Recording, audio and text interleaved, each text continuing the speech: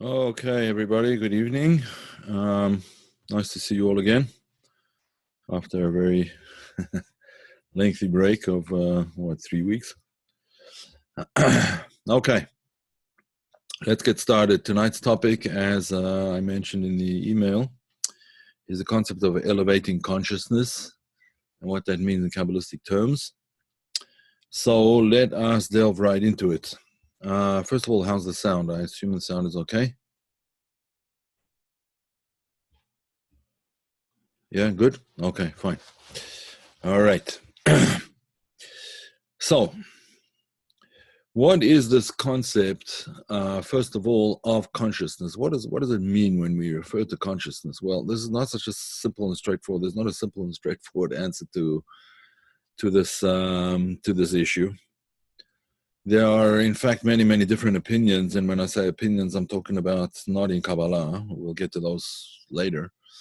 There are many different opinions in philosophy and in neurosciences and so on and so forth, exactly what consciousness is.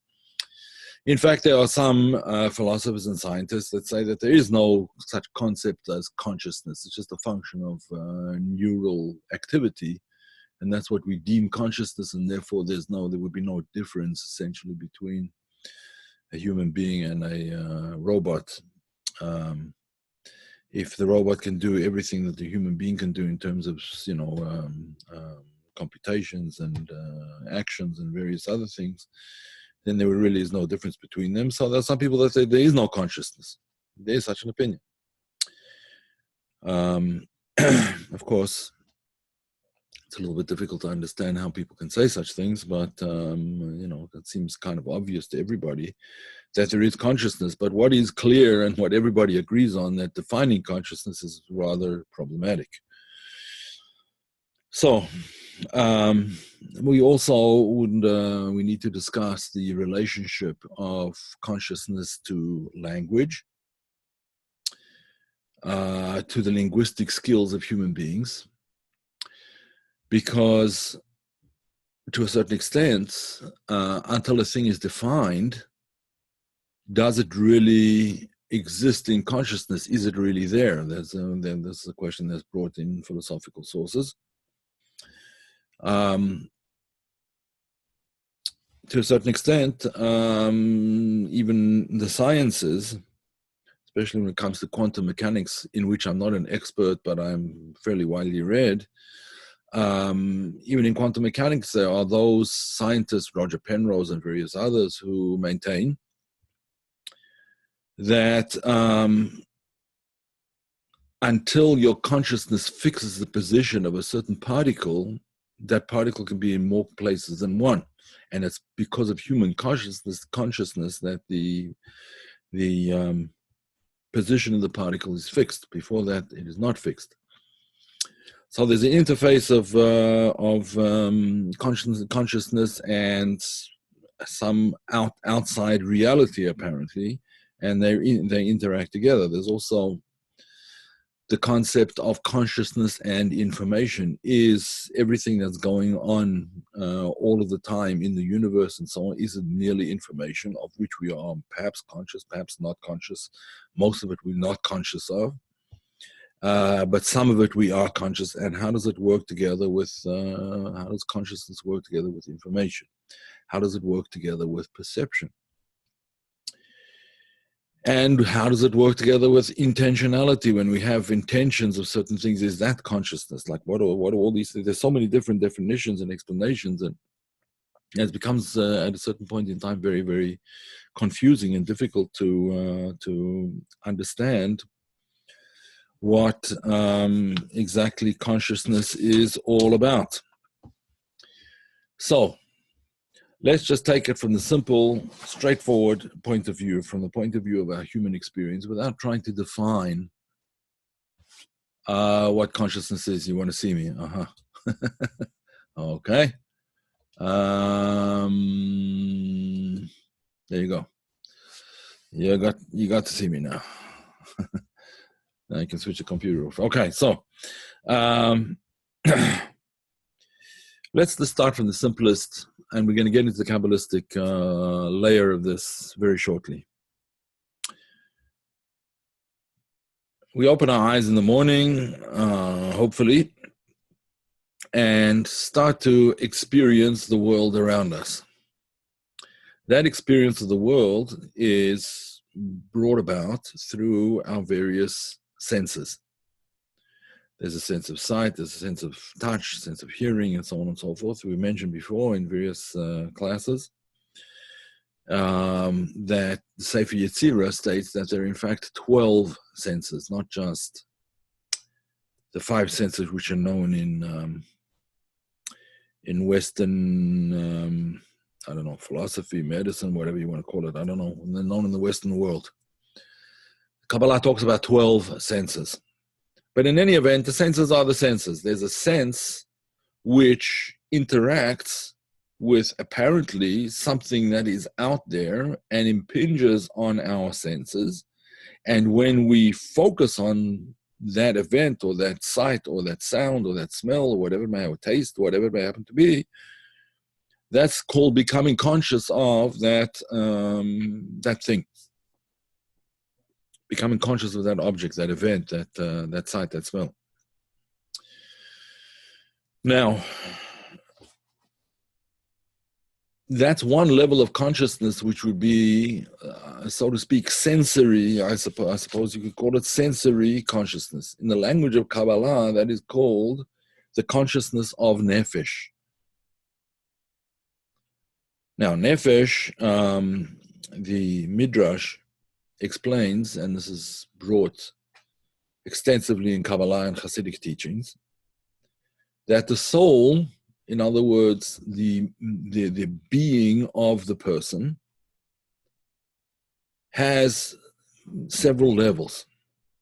There's several levels of soul. Or if you want to put it in this terminology, there are several levels of consciousness. The first level, the lowest level of consciousness, is the consciousness that comes to us through our physical senses. Again, that level is called the level of nefesh. Nefesh. Nefesh. Nefesh. Or if you're into Hebrew, Nun Pei Shin, Nefesh. So, that consciousness of the world tells us as much as our senses are able to grasp of what it is that we see. Now, clearly, there are certain things that cannot be grasped by the senses. I'll give you an example. You see 2 apples sitting next to each other on the table, right? There are 2 apples there, and we have no reason to doubt that you're seeing an illusion. The apples seem to be there. Drop one on your head, and you'll feel that it's there too. And take a bite out of it, you know that the apple is definitely there. I mean, the whole thing could be a dream and an illusion, as some of the Far Eastern philosophical systems seem to believe. Buddhism, I think, and various others, that the world is just an illusion. It doesn't really exist. And I'm not going to go into that whole theory, but in any event, for practical purposes, we are going to assume that the world does exist, and that the first level, the first layer of experience, of human experience, is the consciousness of the world around us, consciousness of things around us. Okay.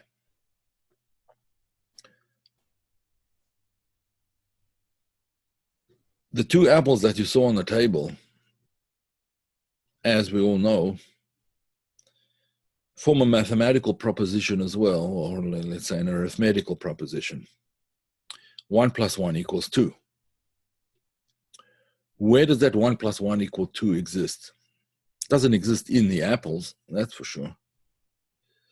But it must exist somewhere. There must be some construct. There must be some way of explaining it. So that's already a higher level of existence beyond the physical world.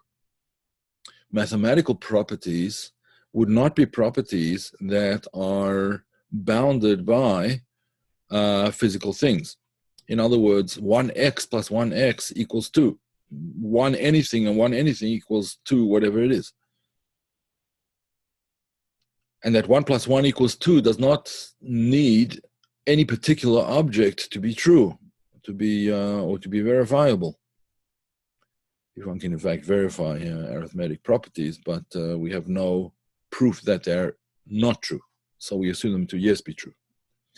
In any event, we see that there's a world of sensory experience, and then there are obviously many, many things beyond sensory experience. So the first level of experience would be the level of nefesh. Sensory awareness, awareness of the world around ourselves, and awareness of our own physical bodies as well. The next level up, according to Kabbalah, is called ruach. R-U-A-C-H, or in Hebrew, Reish Vav Chet. Reish Vav Chet, ruach. Now, the ruach can be translated also as spirit. Nefesh is essentially the life force, and ruach sometimes translated as spirit. It also means wind in Hebrew, but it's one of the words for the soul. The soul has 5 names, as I mentioned, and the second one is ruach. What is ruach aware of? Ruach is aware of emotional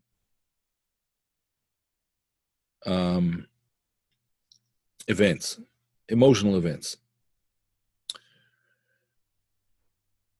Emotional events are something that exists on a higher plane, in a sense, than physical events. In other words, the physical event might cause an emotional event. Doesn't mean to say the physical event is a higher level, a higher order. It's not a higher order. Emotions are a higher order than physical events, because physical events are, in a sense, you could call it, I suppose, agnostic. In other words, physical events don't necessarily lead to the same conclusions for everybody. The story that was told about basically a person who was unable to read or write, was very poorly educated, obviously. It was a story that took place in Russia, whatever it is. And he receives this letter, and he can't read it. So he takes it to the local scribe. There were many people that couldn't read. He wasn't the only one. Many people couldn't read in those days. Not like they had schools and things like that we have today. So he took his letter to the scribe. And the scribe reads out the letter, and he tells him, this is a letter from such and such or whatever. And the message is that your father passed away. Your father passed away. So the man is in a state of shock, and he begins to cry. And he looks over at the scribe, and he says, I don't understand. Like, why aren't you crying? Why aren't you crying? It's such a tragic event. Now, that's the end of the story. It's like sort of it's an analogy rather than an actual event, an actual story that happened. Analogy. What's the analogy? The analogy is that certain events are relevant to me. They might not be relevant to you. So those events might cause an emotional arousal in me, but they have nothing to do with you. And therefore, as far as you're concerned, there's no reason to cry, right? So you didn't even know the man. You don't know who he is at all. So the basic idea is, therefore, that emotions are not necessary are not necessarily caused by events. Emotions are internal responses to events.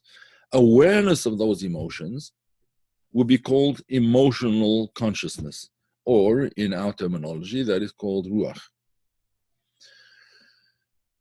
Let's take it to a higher order, a higher level.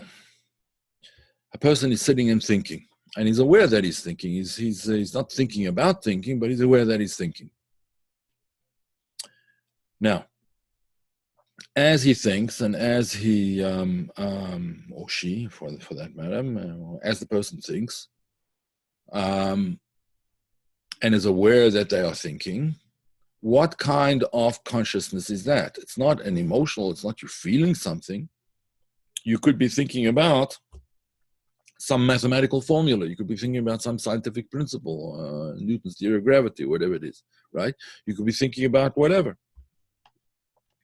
Or you could be imagining a picture. You could be seeing a picture in your mind of something, of an event that happened, something that happened a long time ago. You could be recalling a thought, or recalling an idea, or recalling an event. You could be making up poetry in your mind, right, which may have an emotional component to it, but the words themselves and the understanding of what's going on is really a mental event. That mental event is what is called in Kabbalah the concept of Neshama, Neshama, Neshama, or in Hebrew, Nun Shin Mem Hey, Neshama. That's called Neshama. So there's Nefesh, the lowest level, that's sensory experience, Ruach, emotional experience, emotional consciousness, Ruach, intellectual consciousness, being aware that you're thinking. Right? The thinking process is intellectual consciousness. Now, there's another level beyond that, and that is called, in Kabbalah, that's called Chaya, Chet Yud Hey, or in English, if you want to spell it this way, Chaya. Some spell it with an H at the end as well, Chaya or AH at the end. Chaya. Chaya, the word Chaya really comes from the word Chai, which means life, the principle of life. It's not the life of the body, it's the purpose of life. Embedded within the concept of Chaya is the awareness of purpose, the awareness of why I'm here. Now, are we conscious of this? Most of the time we're not conscious of it, unless you're on a specific mission or whether you're conscious of what the purpose of that particular mission is. But a person is not always consciously thinking 24/7 about why am I here? What am I doing here? What is my place in this universe? But the basic understanding of what my place is in this universe, why I'm here, why did God put me here, that is the level of consciousness which we call Chaya. And ultimately, the highest level of consciousness is called Yechida. Yechida, Yechida, or AH at the end, Yechida. In Hebrew, Yud-Chet Dalad Hey, Yechida, or Yud-Chet Yud Dalad Hey, Yechida. Okay, what is Yechida? Yechida is the opposite of all the things that we've spoken about up until now. Up until now, consciousness was something to do with me. It was either the outside world impinging on my consciousness, or it was emotions impinging on my consciousness, the consciousness of my emotions, or the consciousness of intellectual things, or the consciousness of my purpose. Here we are talking about non-self consciousness. When I say self-consciousness, I don't mean self-conscious in the sense of embarrassment about myself, but awareness of self. This is non-awareness of self, or rather, to put it more accurately, the awareness of that which transcends the self. Or in common language, common parlance, it would be called the awareness of God. That consciousness, that's called the highest consciousness, the consciousness of Yechida. Now, all of these terms and all of these levels are explained in Kabbalah. But the process of meditation, and there's many, many different schools of meditations and many different methods, methodologies, and tricks and so on and so forth. Well, tricks is not the right word. Many, what should I say?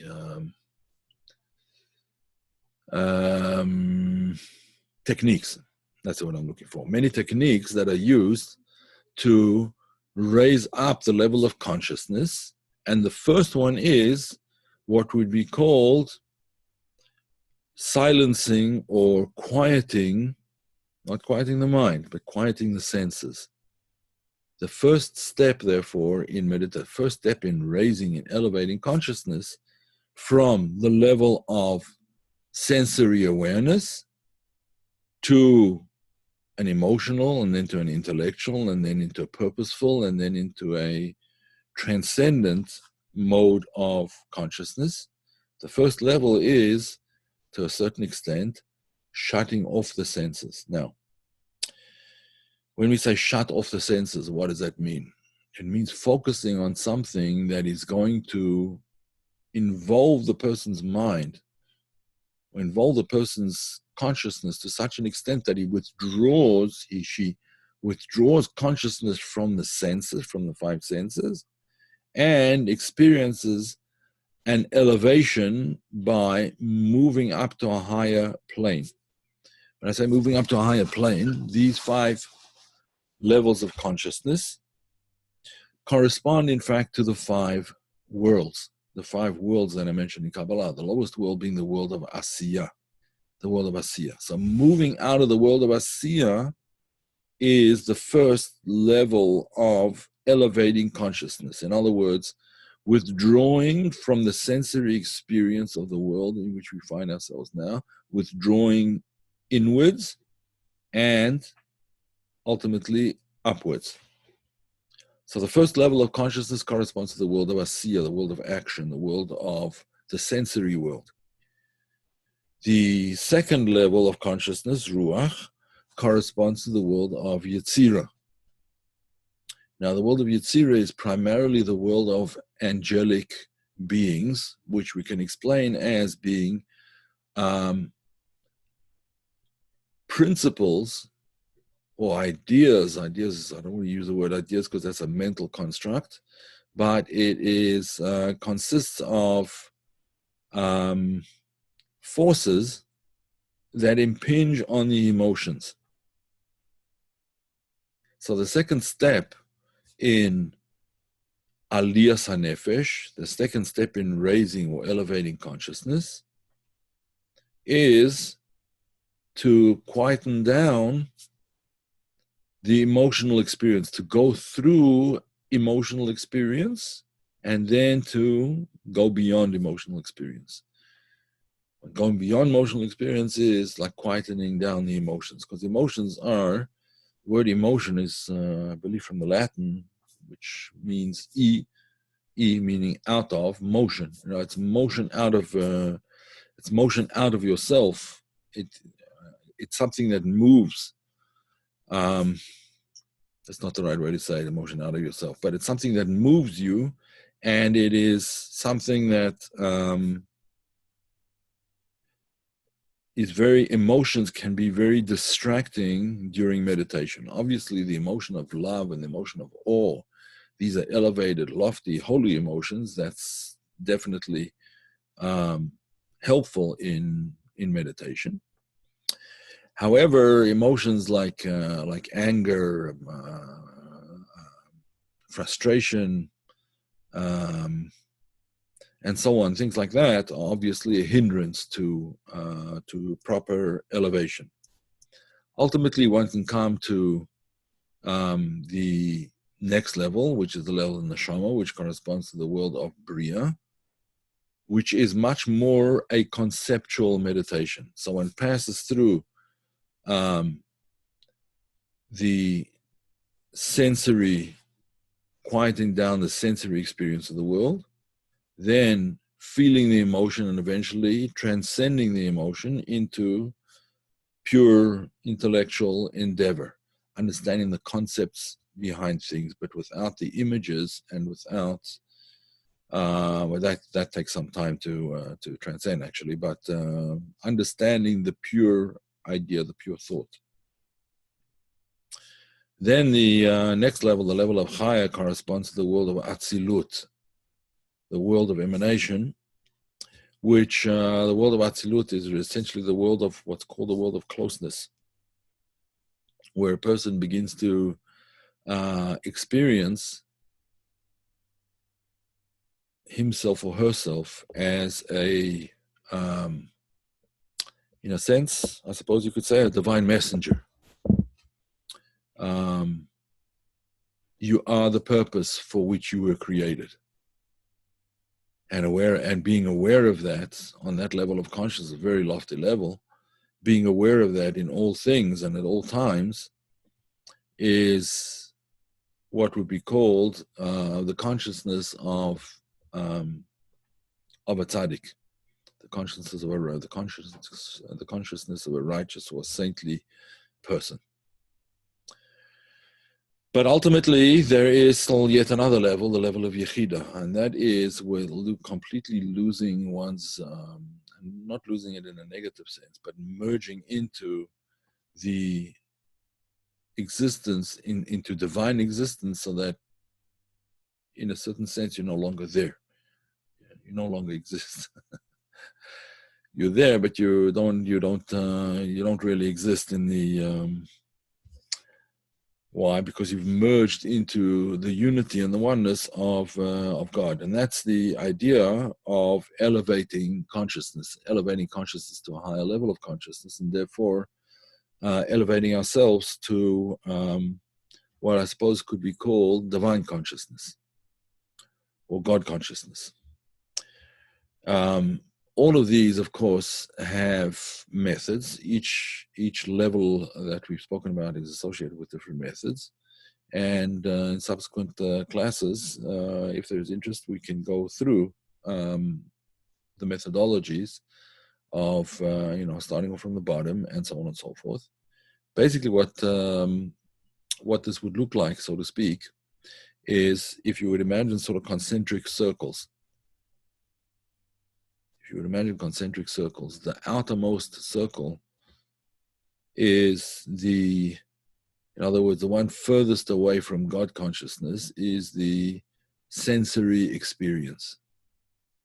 The sensory experience, to a certain extent, is the antithesis of God consciousness. Now, I say that with some trepidation because it's not exactly true, because someone who has already reached a very, very high level of consciousness can come down into the sensory world and experience the same God consciousness through the senses. But we're talking about the average person, not the the neophyte, the person beginning his or her path in Kabbalah. So the first step would be essentially dealing with the senses, drawing the senses back within in order to elevate to a higher level.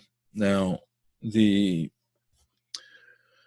elevation is spoken about in various Kabbalistic works as actually a feeling of ascending a ladder, so to speak. And that feeling of ascent, the ascent of the soul, is spoken about in many places, many stories, the Baal Shem Tov and various others, Arizal, and so on, who experience this on a regular basis. And we could say, quite honestly, we could say that the initial stage is not to elevate oneself so much as to withdraw into oneself, withdraw from the outer world, because it's the outer world, the outermost circle of these concentric circles, that keeps you furthest away from the godliness at the center of the circle. So the outermost layer, therefore, is the sensory layer. The layer inside of that is the emotional layer. Then there's the intellectual layer, but the intellectual layer is not where it ends. And then there's the purpose, the layer of purpose. And then there's the layer of godliness, which is Yechida, as we said before, the level of, actually it's the level of the world of Adam Kadmon and beyond. Okay, that is for now. Are there any questions?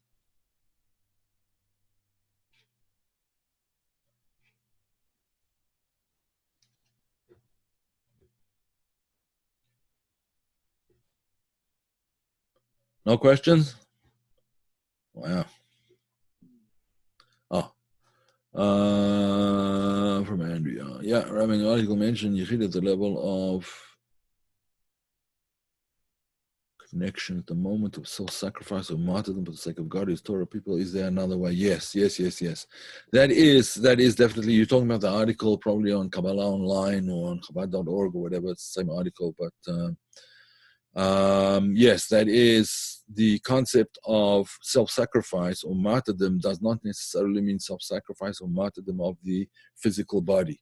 Self-sacrifice means giving yourself over completely, giving yourself, a person giving themselves over to godliness in a completely transcending his or her own being and becoming a sort of a vessel for godliness, which is spoken about actually in the Torah, spoken about in the section called Truma, which says like this: "V'asuli mikdash v'shochanti betocham." Make for me a temple, and I will dwell within them.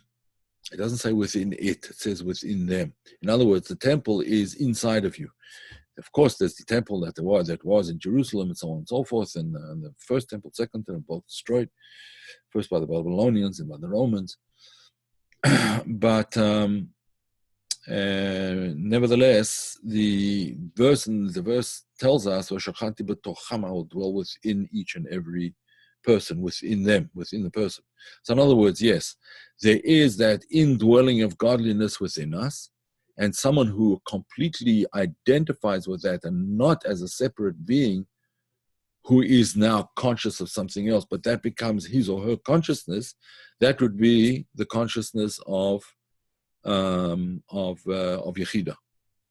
So, can a non-tzaddik ever reach the level of Yechida in meditation? It is possible. It is possible, yes. It is possible for a person to reach that level in meditation. There's various ways in which it could happen.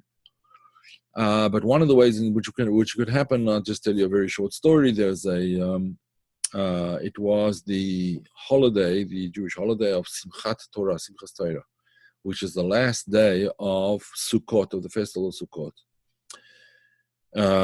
It's actually the ninth day. There's Shmini Atzeret, which is the 8th day of Sukkot, and then there's Simchat Torah. They don't have it in Israel; they only have it outside because it's 2 days of the festival. As those who are in the know will be aware of. So Simchat Torah is a time of tremendous joy. There's a lot of singing and dancing and happiness, and it's the joy of receiving the Torah.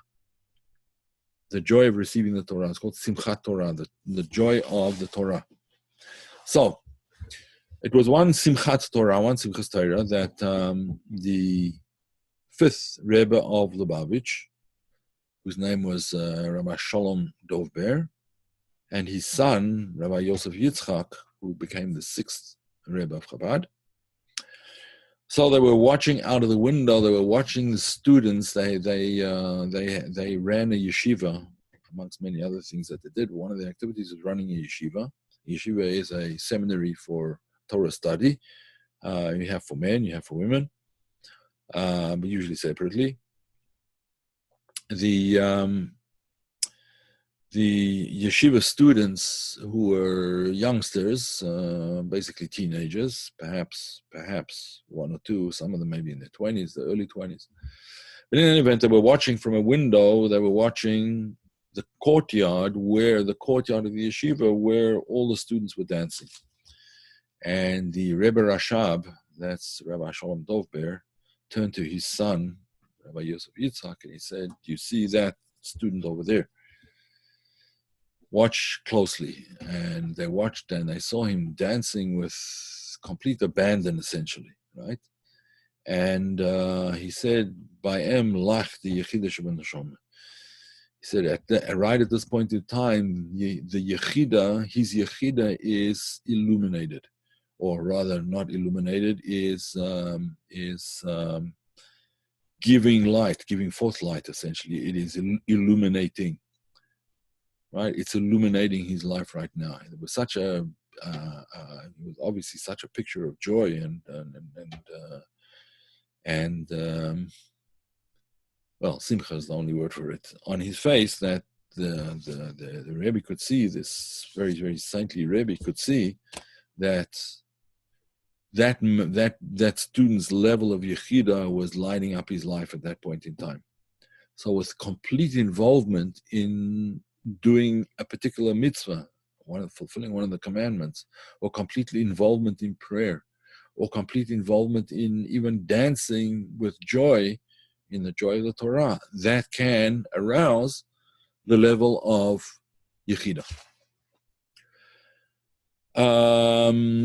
Okay. Wendy, can you relate the levels to the word Emunah? Does the word Emunah appear in the Torah? Yeah, the word Emunah does appear in the Torah, yes. Vayaminu b'Hashem v'Moshe avdo. They believed in God and in Moses, his servant. That the word Emunah does appear there, yes. In several contexts, in fact.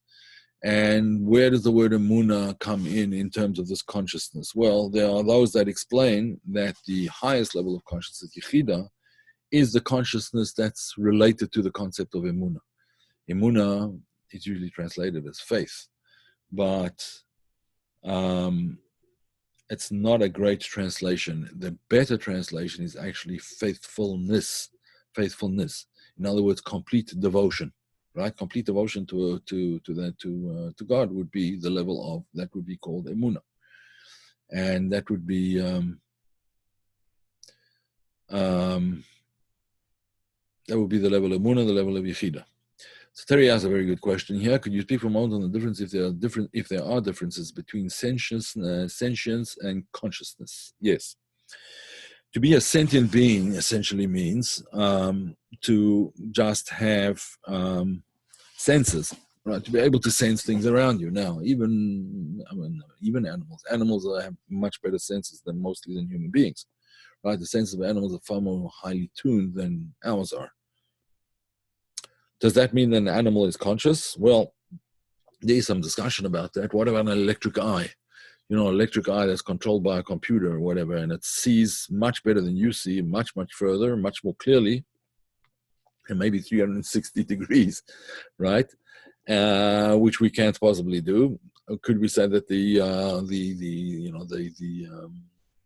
camera or the electric eye or whatever it is, that lens, is conscious? No, and neither is the computer conscious when that's not conscious. One of the ways in which the difference is explained is as follows: the input mechanism is simply the senses, but the awareness of what that means and what that's about and what that translates to, that's the consciousness. Some have described it like focusing a flashlight or a laser beam on a particular object. In other words, that's the object of consciousness that's being illuminated by consciousness at this particular point in time. In other words, a person can have a lot of things going on. For example, if let's say you're absorbed in reading a book, let's say, right? You're absorbed in reading a book, and the phone rings, and you're so absorbed in reading your book that even though you hear it, but you're not conscious of it. It doesn't wake you up. It doesn't, right? So you hear it, but you're not conscious of it. Consciousness is taking this like a searchlight or flashlight or whatever, and focusing it on the object of attention. So the difference between sentient and conscious is the difference between input and awareness of that, interpreting or relating to that input. Does that make sense?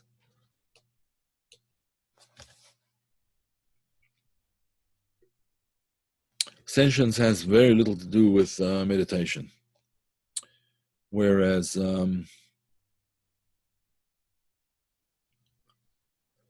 do we need an ego in order to be conscious? Ego is a word which is, really essentially, I think it's Freudian in origin, and, the definition really keeps on changing. There has to be an I there, yes.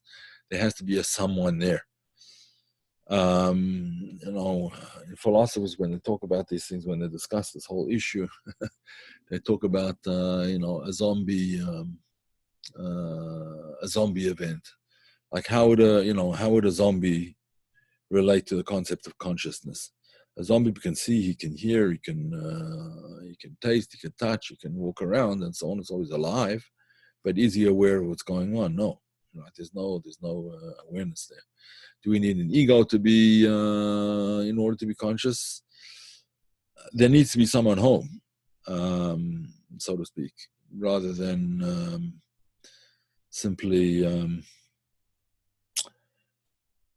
having the sensory input. And I think that's the difference between a computer and a human being. A computer can also have the sensory input, and it can even have an interpretation of the sensory input, but there's no person there, there's no somebody there. The computer can be, let's put it this way, a computer and its various sensory organs, so to speak, in other words, an electric eye and this and that and the other, and microphones for ears and etc.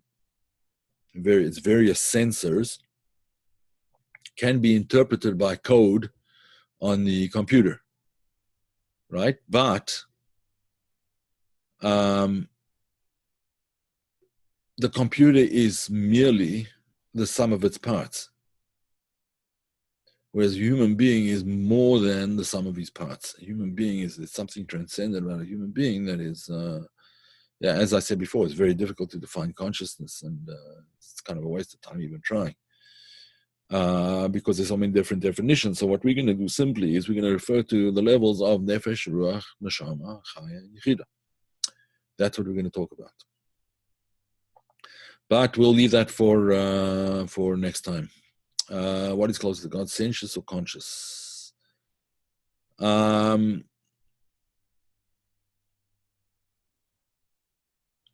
both God-given, but it depends on what level of consciousness you're talking about. Sentience is not anything more essentially than the most outward level, the most superficial level of consciousness that there is. At least in the way I'm understanding what you mean by sentience. They talk about animals as being sentient beings. Whereas human beings are more than just sentient beings.